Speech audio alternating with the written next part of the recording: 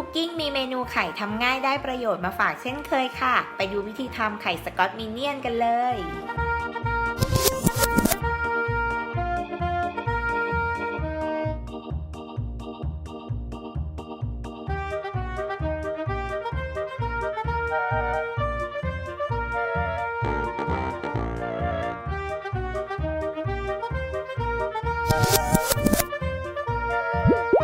ผสมหมูสับ แป้งข้าวโพด กระเทียมสับ พริกไทยป่น และซีอิ๊วขาวให้เข้ากันนะคะ จากนั้นพักไว้สักครู่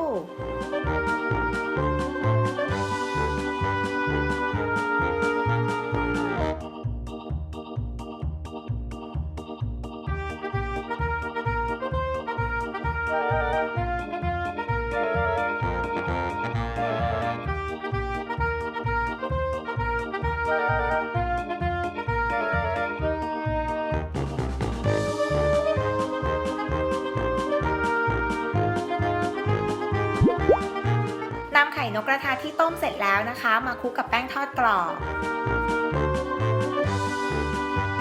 จากนั้นก็นำหมูสับมาหุ้มให้ทั่วเลยค่ะ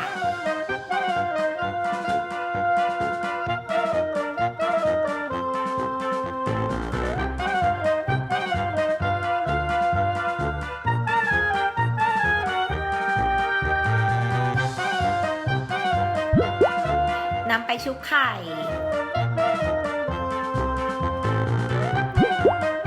ต่อด้วยชุบเกล็ดขนมปัง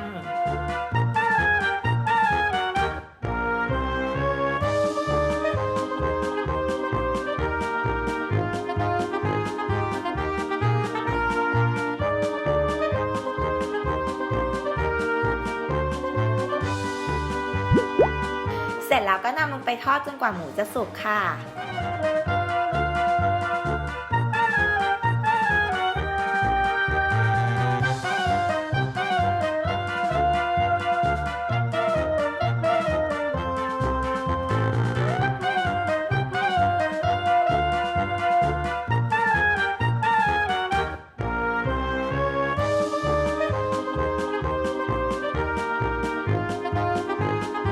พอทอดเสร็จนะคะก็พักไว้ให้เย็นสักครู่ค่ะ